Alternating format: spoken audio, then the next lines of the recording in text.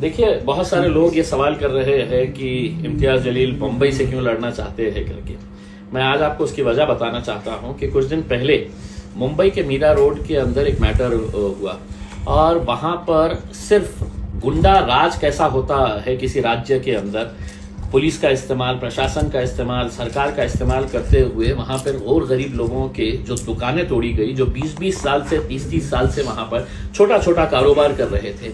एक बुजुर्ग आदमी का वीडियो मैंने देखा था जो रोते हुए कह रहा था कि मेरी रोजी रोटी है तो इसी के ऊपर थी और मैं 30 साल से यहाँ पे एक छोटा सा गैरेज चला रहा था और उसी की आंखों के सामने उसकी वो रोजी रोटी का जरिया है तो बुलडोजर के जरिए तोड़ा गया। तो मेरे मन में एक सवाल आया था कि इतनी बेबसी क्यों है, क्या वजह है कि मुंबई जैसे इतने बड़े शहर के अंदर लोग आवाज उठाने के लिए तैयार नहीं है। वो नेता जो कांग्रेस के साथ जुड़े हुए हैं, जो अजीत दादा की एनसीपी के साथ जुड़े हुए हैं, जो शिवसेना के अंदर भी गए हुए हैं, वो नेताओं की बेबसी क्या थी कि वो लोग आवाज उठाने के लिए तक तैयार नहीं थे मीरा रोड की उस घटना के ऊपर। भाजपा के छोटे मोटे चिल्लर नेता आके वहां पर किस तरह की भाषा का इस्तेमाल कर रहे थे। तो मेरे मन में यह सवाल आया था कि आखिर वहां पर इतनी बड़ी तादाद के अंदर आपकी कौम अगर रहती है, इतने सारे लोग वहां पर हक, इंसाफ, सच्चाई और लड़ाई की बात करते हैं, तो वो खामोश क्यों थे करके उसमें तब समझ में आया है कि जो मुसलमान एमएलएस थे वो उद्धव ठाकरे के साथ जुड़े हुए हैं तो उसको नाराज नहीं कर सकते हैं, जो अजीत दादा के साथ जुड़े हुए हैं वो एकनाथ शिंदे और भाजपा के साथ लगे हुए हैं तो वो उनको नाराज नहीं कर सकते हैं। तो बेहतर ये था कि खामोश बैठो करके। और वहां पर वो बेबसी देखने के बाद मुझे ऐसा लगा कि नहीं, बम्बई में जाना चाहिए और बम्बई के अंदर इन जितने भी मजलूम है, जितने भी परेशान लोग हैं, उनके लिए एक ताकत बनकर खड़े रहना है करके। इसका मतलब ये नहीं है कि मैंने फैसला लिया है, मैंने असद साहब को ये प्रस्ताव दिया हूं कि साहब क्यों नहीं हम वहां पे अपनी किस्मत आजमा सकते हैं उसमें। क्योंकि जब हम औरंगाबाद में खड़े हुए थे तो औरंगाबाद में भी 2019 के अंदर कई सारे दिग्गज लोग थे। अरे कहां से आता, जीतता क्या, नहीं जीतता, कौन देता वोट, ऐसा यही भाषा करते थे उसमें। लेकिन अल्हम्दुलिल्लाह जीत के आए थे हम। आगे भी अगर हमारे किस्मत में रहेगा तो बिल्कुल वहां से भी किस्मत आजमाई जा सकती है। सर, एमआईएम महाराष्ट्र में कितनी जगह पे लोकसभा के इलेक्शन लड़ेगी? देखिए, अब जो माहौल महाराष्ट्र के अंदर बनता जा रहा है उसे देखते हुए आप ये समझ लीजिएगा कि इलेक्शन का आय तक कितने नेता कहां पे उड़ियां मारने वाले हैं, कहां पर कूदने वाले हैं, ये आप हर रोज देख रहे हैं उसमें। तो अब कई कॉन्स्टिट्यूएंसीज ऐसी हमारी नजरों के सामने आ रही है कि जहां पर हमको ऐसा लगता है कि अरे ये तो समीकरण पूरा बदल गया है, हम वहां पर जा सकते हैं करके। तो ऐसी कुछ कॉन्स्टिट्यूएंसीज के ऊपर मेहनत चालू है, सर्वे चालू है और इंशाल्लाह लड़ेंगे। मुंबई का कौन सा मतदार संघ? देखिए, अभी मैंने कल के दिन मुंबई की पूरी टीम आई थी, उनके साथ चर्चा की। अब उनके अंदर ये आपस में खिंचमतानी चल रही है कि नहीं साहब ये कॉन्स्टिट्यूएंसी से लड़ना, कोई कहता कि नहीं साहब मेरी कॉन्स्टिट्यूएंसी से लड़ना चाहिए करके उसमें। तो एक लोगों के अंदर एक इंटरेस्ट है, उनको भी मालूम है कि अगर वहां पर कोई मजलूमों की जो परेशान हाल है, जिनके ऊपर बुलडोजर चलाया जा रहा है, उनके लिए अगर कोई आवाज उठा सकता है तो वो सिर्फ एमआईएम उठा सकती है। इस वजह से उनके अंदर भी एक नया जोश उमंग पैदा हुआ है।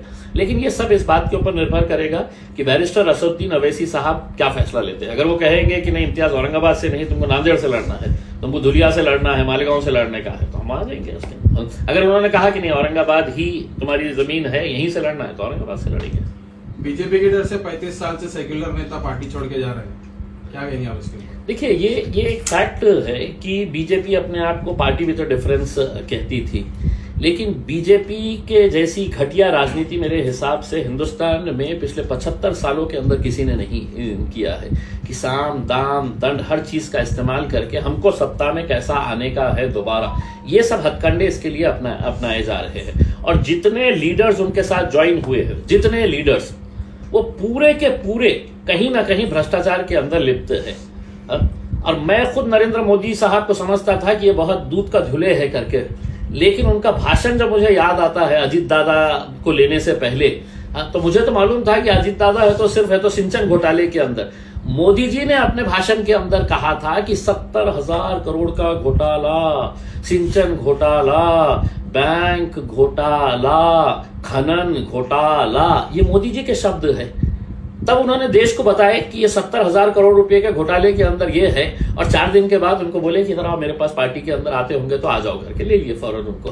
तो ये इतने दूध के धुले हुए वजीर आजम अगर है और वो अगर हमारे को ज्ञान दे रहे हैं और देश को साफ सुथरा और बिल्कुल भ्रष्टाचार मुक्त अगर बनाना चाह रहे हैं, तो पहले अपने गिरेबान के अंदर झांक के देखिएगा। आपका वो भाषण जो है, देवेंद्र फडणवीस का भाषण याद है? अजीत दादा हमको ये मिलेंगे, जैसे ही अजीत दादा हमको मिलेंगे, हाँ तो हम चक्की पीसिंग चक्की पीसिंग चक्की पीसिंग, इनका देवेंद्र फडणवीस का भाषण। तो ये सिर्फ जनता को बेवकूफ बना रहे हैं। इलेक्शन में इनको समझ में आ जाएगा कि इनका हशर क्या होने वाला है। चंद्रकांत खैरे ने आपके ऊपर भ्रष्टाचार के आरोप लगाए। बस बहुत अच्छे, मेरे बहुत अच्छे परम मित्र है, बहुत अच्छे इंसान है वो। मैं उनको चाहूंगा कि मेरे साथ में बैठे हो, हम दोनों साथ में बैठे, कुछ मीडिया वालों को बुलाएंगे और सामने सामने बात हो जाएगी, किसने क्या किया है, किसने क्या नहीं किया है करके। भाषणों के अंदर तो मैं तो खैरे साहब से भी अच्छा भाषण दे सकता हूँ, जबान मेरे मुंह में है तो उनसे अच्छी जबान है उसमें। लेकिन ये है कि अगर सच्चाई के ऊपर बात करने का है तो खैरे साहब, जगह आपकी, समय आपका, दिन आपका, बैठे एक दिन आ जाए, साथ में बैठे, उसके अंदर एक साइड में आप बैठ जाए और दूसरे साइड में वो केंद्र के जो मंत्री है जिन्होंने कहा कि इम्तियाज जलील ने क्या किया है करके। तो भगवत कराड़ साहब, आप और आपके साथ भारतीय जनता पार्टी के दोनों मंत्रियों को बिठा दीजिएगा साथ के अंदर, और हिसाब दूध का दूध पानी का पानी हो जाएगा उसके अंदर। कब बैठते हैं बता दीजिएगा मेरे को, आपकी जगह, आपका दिन और आपका समय। आप मुंबई से लड़ेंगे तो औरंगाबाद से कौन करेगा? बहुत सारे लोग रहते हैं, बहुत सारे, पार्टी किसी एक शख्स से नहीं चलती है उसमें, कोई ना कोई तो रहेगा।